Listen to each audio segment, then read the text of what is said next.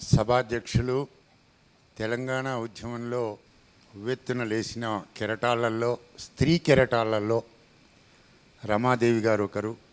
రమాదేవి గారు అలాగే తెలంగాణ వైతాళికులు, ప్రజాకవి, అత్యంత ఆత్మీయులు నందిని సిద్ధారెడ్డి గారు.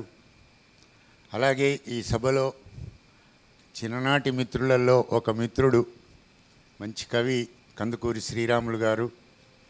అలాగే తెలంగాణ వచ్చి ఏం తెస్తుంది అంటే మయూకను తెస్తుంది, ఒక కవయిత్రుని కూడా తయారు చేస్తుంది అని చాటిన నిహారిణి గారు. నిజానికి 3 సభలు ఒకెత్తు, ఈ సభ ఒకెత్తు. ఎందుకంటే ఆ 3 సభల సారాంశం నిహారిణి గారిదే. ఈ సభ నిహారిణి గారి కూతురు, ఆమెకు పుట్టిన బిడ్డ కనుక బిడ్డ మీద ప్రేమనే తల్లికి ఎక్కువగా ఉంటుంది అని అందువలన నిహారిణి గారు. అలాగే నాకు మంచి మిత్రులలో, వేళ్ల మీద లెక్కబెట్టదగ్గ మిత్రులలో ఒక అత్యంత ఆత్మీయుడు బెల్లంకొండ సంపత్ కుమారు. అలాగే చిరకాల మిత్రుడు, సినారే అవార్డు కన్నా పూర్వం నుంచే పరిచయస్తుడు, ఇప్పటికీ తాను అలాగే ఉన్నాడు. కరీంనగర్ జిల్లా చౌరస్తాలు చాలా తక్కువ, కానీ సాహితీ చౌరస్తాలు చాలా ఎక్కువ. అక్కడ అన్ని చౌరస్తాల కూడలిలో ఉండదగ్గ ఒక మనిషి గోపాల్, మనందరికీ తెలిసినవాడు. ఈరోజు ఈ సభలో నేను మాట్లాడటానికి 4 మాటలు, నాకు తొలిసారిగా ఈ అవకాశం అందించినది నిహారిణి గారు. నాకు ఒక మంచి సోదరిని ఈ సభ ద్వారా అందించిందని భావిస్తాను. నిజానికి ఈ పుస్తకం గురించి ఇందులో వ్రాసిన సిద్ధారెడ్డి మొదలుకొని, నిహారిని మొదలుకొని, ఈ అంకితం పొందుతున్న వారిని మొదలుకొని, విహారిని మొదలుకొని, లేదా నేను ఇప్పుడు మాట్లాడుతున్న నాతో మొదలుకొని ఎవరు మాట్లాడినా గోడను చూసే మాట్లాడతారు. గోడ మాత్రం గోడలాగానే ఉంటుంది. ఇది ఏ గోడ అంటే మన భారతదేశానికి ఒక పెద్ద గోడ ఉంది, మీ అందరికీ బాగా తెలిసిన గోడ. ఇది మన ఇంటి గోడనే. అది దేశానికి గోడ అయితే ఇది మన ఇంటి గోడ. ఇంటి గోడలు కూలిపోతున్న సందర్భంలో ఈ ఇంటి గోడను పరిరక్షించటానికి వచ్చిన పుస్తకం ఇది. ఇది మరొకటి, మిగిలేవి గుర్తులే అని అన్నారు. ఈ 4 సభల్లో మిగిలేది ఇదే గుర్తు అని మాత్రం నేను ఖచ్చితంగా అనుకుంటాను. ఎందుకు అనుకుంటున్నాను అని ఒక ప్రశ్న వేస్తే, ఈ పుస్తకం తన కాళ్ళతో తానే నడుస్తుంది. ఎవరూ దీన్ని నడిపించాల్సిన అవసరం లేదు. చూడటానికి చిన్న కవయిత్రి అని అనుకుంటున్నారేమో, కానీ ఇందులో కొన్ని కథలను బాగా చదివితే, మంచి డైరెక్టర్ గుణం ఉన్నవాళ్ళు ఉంటే 2-3 మంచి డాక్యుమెంటరీలు తీయటానికి అవకాశం ఉన్నాయి. ఒకటైతే సినిమా తీయటానికి అవకాశం ఉంది. ఇందులో కథ, ఇందులో చాలా 15 కథలే, కానీ స్త్రీకి ఉన్న జ్ఞానాన్ని అందించే కథలు. అయితే ఇందులో వ్రాసిన ముందు మాటలన్నీ చదివాను. అవే మాట్లాడితే పాసుమన్ల దాసరిలాగా అయిపోతాను. కనుక అవి మీరు ఎలాగో చదువుతారు, తప్పనిసరిగా చదువుతారు. ముందు దయచేసి కథలు చదవండి, తర్వాత ముందు మాటలు చదవండి. ముందు మాటల్ని మీకు డైరెక్షన్ ఇస్తాయి. ఆ కథలకు అద్భుతమైన ముందు మాటలు రాశారు. ఒక్కొక్కరిది ఒక్కొక్క దారి. అన్నింటికన్నా ముందు మాత్రం నిహారిని చదవండి. ఎందుకనంటే తన బిడ్డను తాను ఎట్లా చిటికెన వేలు పట్టుకొని పాఠశాలకు తీసుకుపోయినట్లుగా తన పత్రికలోకి తెచ్చుకుందో ఇందులో చెప్పింది. చాలా అద్భుతంగా వ్రాసింది. వచ్చిన తర్వాత కేవలం కవిత్వానికే తొలిసారిగా ఆమె ఒక కవితను విని తెచ్చినట్లు. నన్ను కూడా ఒకసారి రావూరి భరద్వాజ చూసి, ఒరే రేడియో స్టేషన్కు రారా అని తొలిసారి తీసుకుపోయాడు. అది మనకు జీవితంలో బాగా గుర్తుంటుంది. తొలిసారి అచ్చు వేసినది కానీ, మనని ప్రచారం చేసినది కానీ కవులకు ఎక్కువగా గుర్తుంటుంది. అలా నిహారిని చాలా అద్భుతంగా ఒక పనికే కాదు, ఈమె చాలా పనులకు పనికొస్తుంది అని చెప్పింది. అందులో ప్రధానంగా నేను కూడా ఇంటర్వ్యూస్ బాగా చేసిన వాడిని, నాకు కొంత అనుభవం కూడా ఇంటర్వ్యూలలో ఉంది. ఆమె కూడా కొన్ని ఇంటర్వ్యూలు చేసింది, అవి తర్వాత చూశాను. మంచి ప్రశ్నలు, అవి నలుగురికి పనికొచ్చేటివి. అంతే ఆ కవికి లేదా రచయితకు, ఆ విమర్శకుడికి లేదా ఆ వైతాళికుడికి ఆమెకు సంబంధించిన ప్రశ్నలు కావు. తెలుగు సాహిత్యానికి 2 అడుగులు ముందుకు వేయటానికి పనికొచ్చే ప్రశ్నల మీద కూడా అరుణ చాలా పనిచేసింది. ఈ ధూళిపాల అరుణ అనగానే ఎవరెస్ట్ శిఖరం అంత ఎత్తైన మనిషి అనుకుంటాం. చూసేవాళ్ళు ఇక్కడ ఎవరు అనుకోకపోవచ్చు, కానీ ఎవరో ఒక అనామకుడు ఈ పుస్తకాన్ని చూసి ఓ పెద్ద రచయిత్రి కావచ్చు. ధూళిపాల అనగానే ఒక పెద్ద ఎవరెస్ట్ శిఖరమంతా వ్యక్తి మన కళ్ళ ముందుకు వస్తాడు. కందుకూరి శ్రీరామం కూడా, కందుకూరి అనగానే ఓ పెద్ద శిఖరం మన కళ్ళ ముందుకు వస్తుంది. కొందరికి ఆ అదృష్టం కలిసి వస్తుంది. నాలాంటి వాడికి మా ఊరినే పైకి తేవాల్సింది ఉంటుంది. సిద్ధారెడ్డి లాంటి వారికి ఆ నందినినే తీసుకురాయాల్సి ఉంటుంది. అది ఒక్కొక్కరికి ఒక్కొక్కరు. అయితే ఇందులో ఊరు పేర్లు ఇంటి పేర్లుగా ఉన్న వాళ్ళం. ధూళిపాలను చదివితే అమ్మో ఈమె చాలా మౌనంగా కనబడుతుంది, కానీ చాలా బలవంతురాలు. ఇందులో ఉన్న కథలన్నీ చదివితే ఓ 2 కథల్ని పక్కకు పెడితే అన్ని స్త్రీ పాత్రలే. ఇంతకుముందే అన్నాను కదా, ఇందులో కొన్ని స్త్రీ పాత్రలు జ్ఞానాన్ని ప్రసాదిస్తాయి, మనకు అద్భుతమైన జ్ఞానాన్ని ఇస్తాయి, అనుభవాన్ని ఇస్తాయి. జ్ఞానం ఒక్కటే కాదు, అనుభవాన్ని కూడా ఇస్తాయి.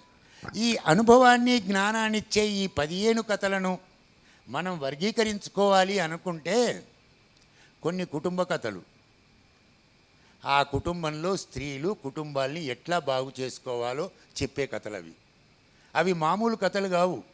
ఒక కథ చదివితే నాకు చెలంగారు గుర్తుకొచ్చారు. ఆరాత్రి అని ఒక కథ రాశాడు. ఒక తండ్రి సొంత కూతురిని చేర్చడానికి ప్రయత్నం చేసే కాలం ఇప్పటికీ కొనసాగుతుందని చెబుతుంది కథ. ఇందులో ఒక కథ, కానీ చెలంగారిది ఓపెన్గా చెప్పేశాడు. అదంతా నన్ను ప్రభావం చేయలేదు.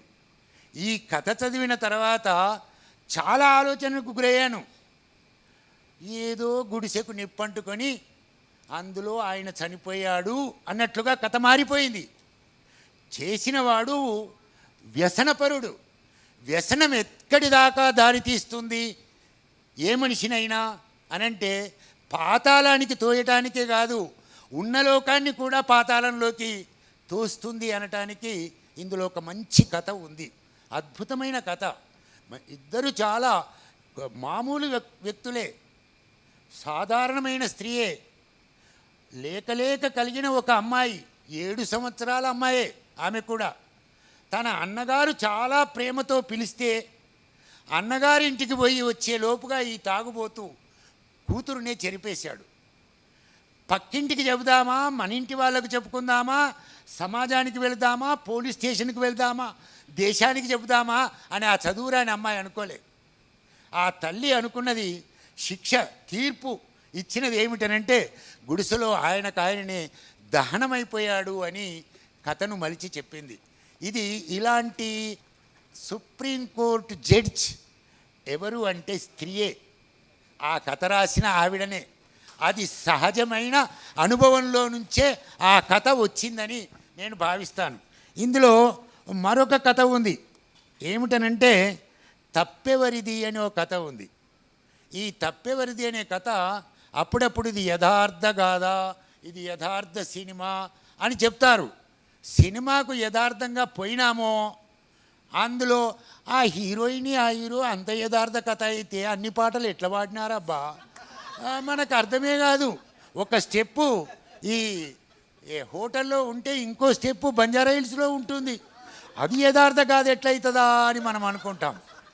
ఈ కథ యథార్థానికి వెళితే మన కళ్ళ ముందే ప్రతిరోజు దినపత్రికలలో వచ్చే క్రైమ్ కథలు, వాటిని మించిన నమ్మలేని నిజాలు అని ఈనాడు పత్రికలో వేసినట్లుగా ఒక అద్భుతమైన సంఘటనను కూడా తీసుకొని ఇందులో చెప్పడానికి ప్రయత్నం చేసింది. అయితే ఇందులో ఉన్న స్త్రీ పాత్రలు ఒక 2 వదిలిపెడితే స్త్రీ పాత్రల మీదనే ఒక ఉపన్యాసం చేయదగ్గ అంశం ఇందులో ఉంది అని నేను భావిస్తాను. ఏమిటనంటే అది ఇందులో ప్రధానంగా ఒక 2 కథలే అన్నాను కదా. కవితావాహిని అని ఒక కథ ఉంది. ఆ పేరే కవిత, అదే వాహిని, ఆ వాహినే కవితావాహిని. ఈ కథ పాత్ర, కానీ కథ ఏందో తెలుసా?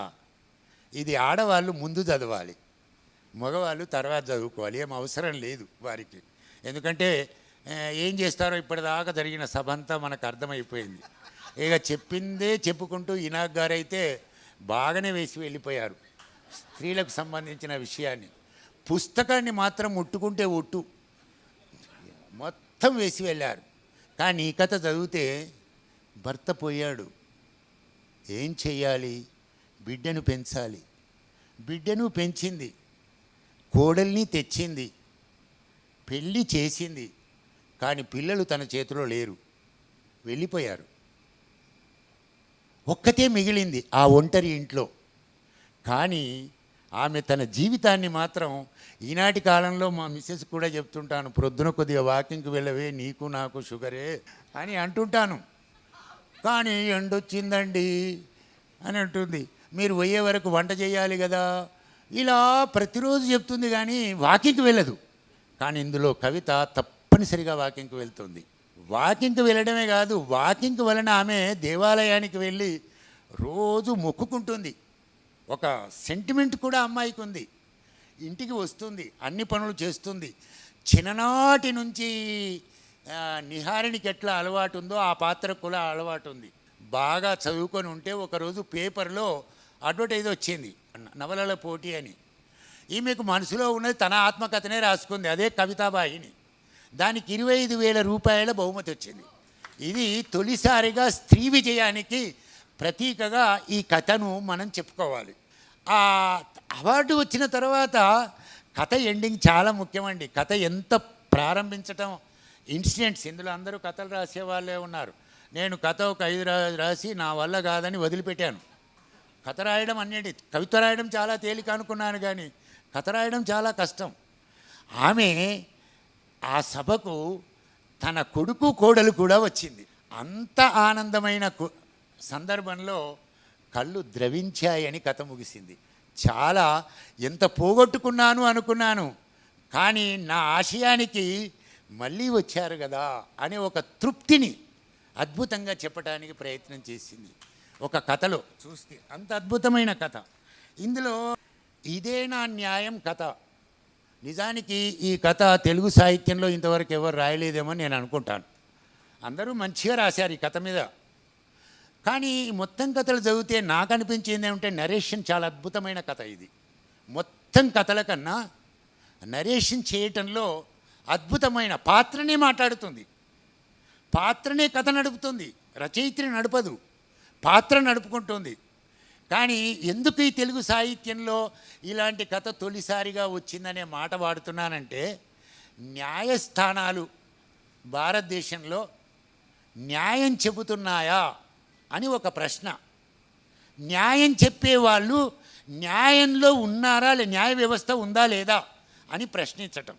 నరేషన్ ఎందుకు బాగున్నది అని అంటే, ఇందులో బ్రాహ్మణ వనిత, బ్రాహ్మణ కుటుంబంలో పుట్టిన ఒక అమ్మాయి ఆత్మకథ. నిజానికి ఆ కథ చదివితే, సినిమా అన్నాను చూడండి, ఆ సినిమా తీయటానికి కావలసిన విస్తృతి చేయటానికి ఆ కథకు చాలా ఉంది. బ్రాహ్మణ వంశంలో జన్మించినప్పటికీ అందరూ భర్తను పోగొట్టుకున్న ఒక ఇన్సిడెంట్ను పెట్టింది. ఎందుకో నాకు అర్థం కాలేదు. భర్త పోగొట్టుకుంటేనే స్త్రీ పైకి వస్తుందా అని మనం ప్రశ్నిస్తాం. భర్త ఉన్న వాళ్ళని ఎట్లా ఎదిరించాలో కూడా కథలు ఉన్నాయి. కాబట్టి ఆ క్వశ్చన్ మనం చేయడానికి వీలుండదు. లేనప్పుడు ఎట్లా స్త్రీ పైకి రావాలి, ఎట్లా కుటుంబాన్ని నడపాలి, సమాజంలో తాను ఎట్లా భాగం కావాలి, భర్త లేనప్పుడు ఎలా ఉండాలి, భర్త ఉన్నప్పుడు కూడా భర్త తప్పు పని చేస్తే ఏం చేయాలంటే, ఇప్పుడే ఒక కథ చెప్పాను, అవసరం వస్తే తన ఉన్న ఇంటినే కాల్ చేసినట్లుగా, సమాజ్ చేసినట్టుగా చెయ్యొచ్చు అనేది కూడా ఆమె తీర్పులో చెబుతూ ఉంది. కాబట్టి అలా ఉంది.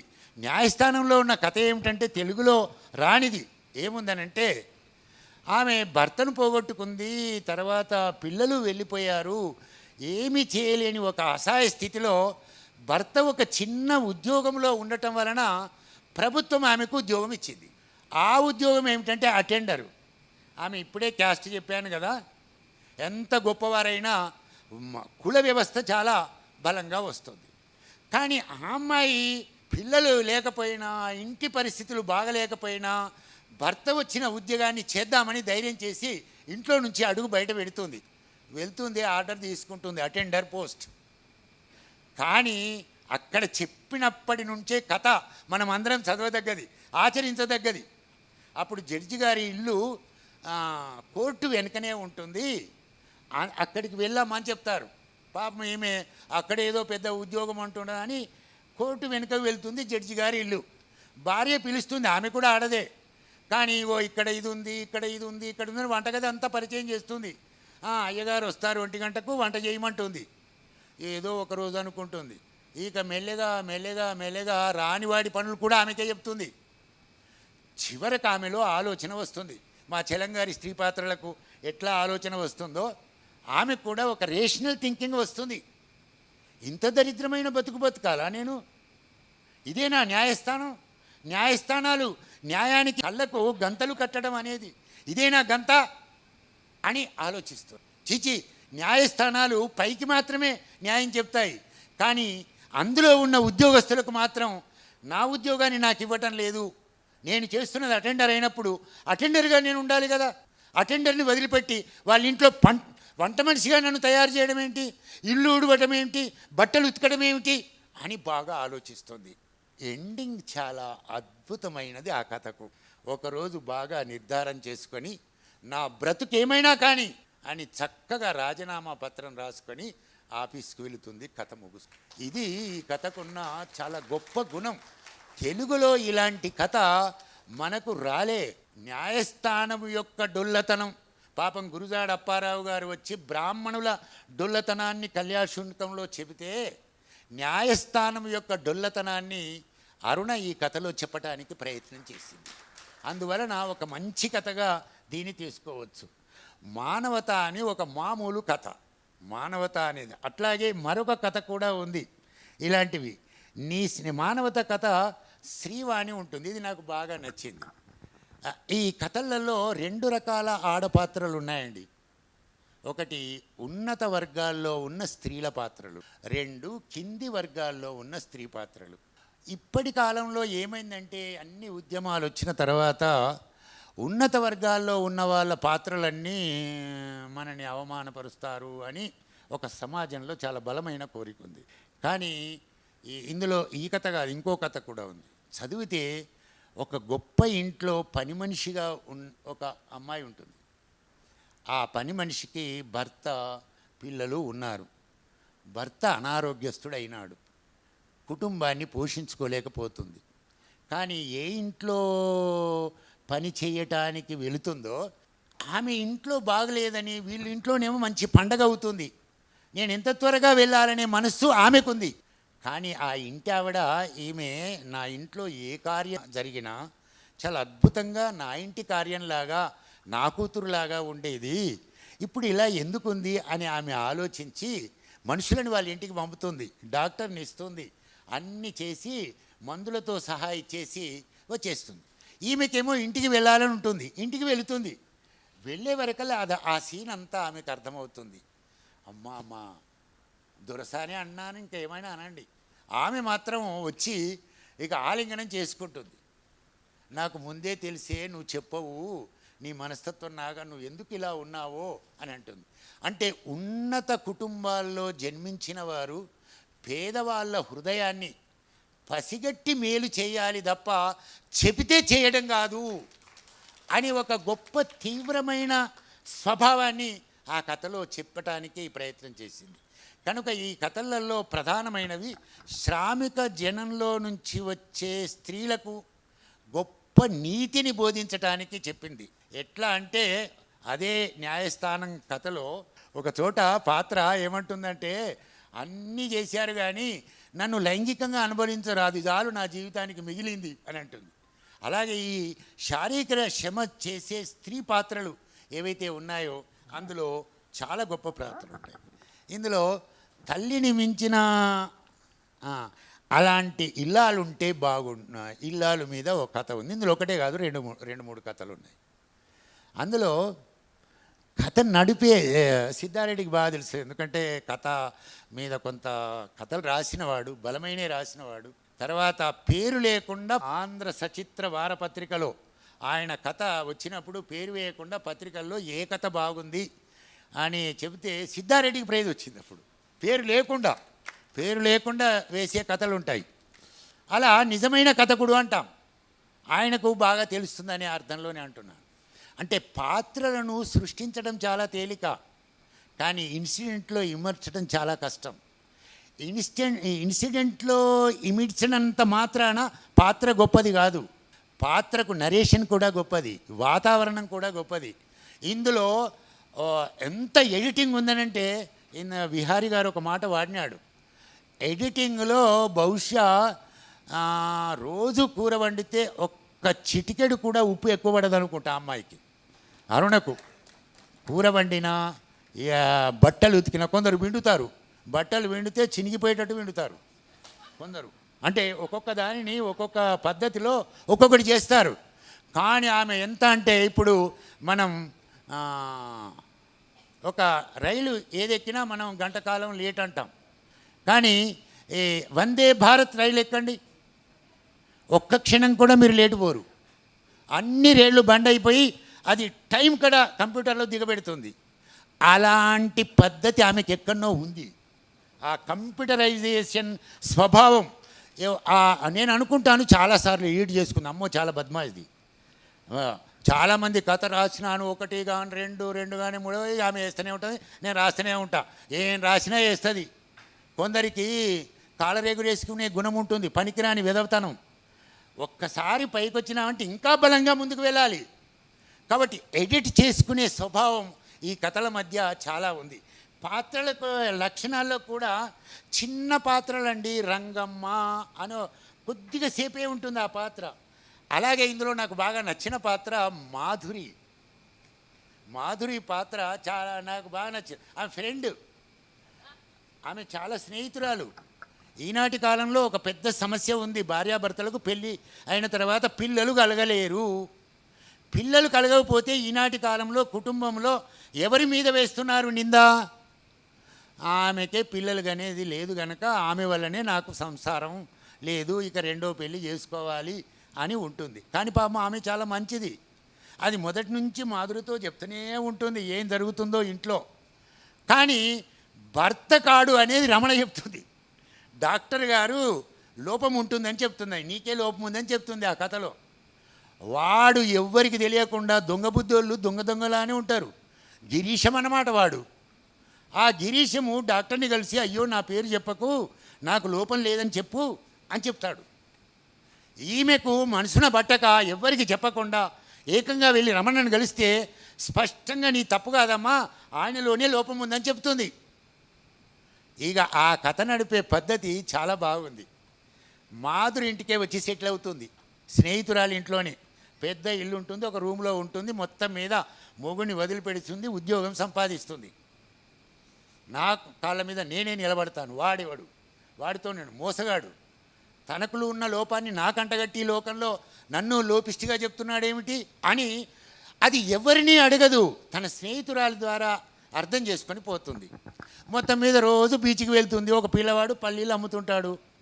అమ్ముతూ ఉంటే ఆ పిల్లవాడిని చూసి అమ్మ నాన్న ఇంతపురం చెప్పినవన్నీ విని ఈ పిల్లవాడిని పెంచుకుంటే బాగుంటుంది కదా అనుకుంటుంది.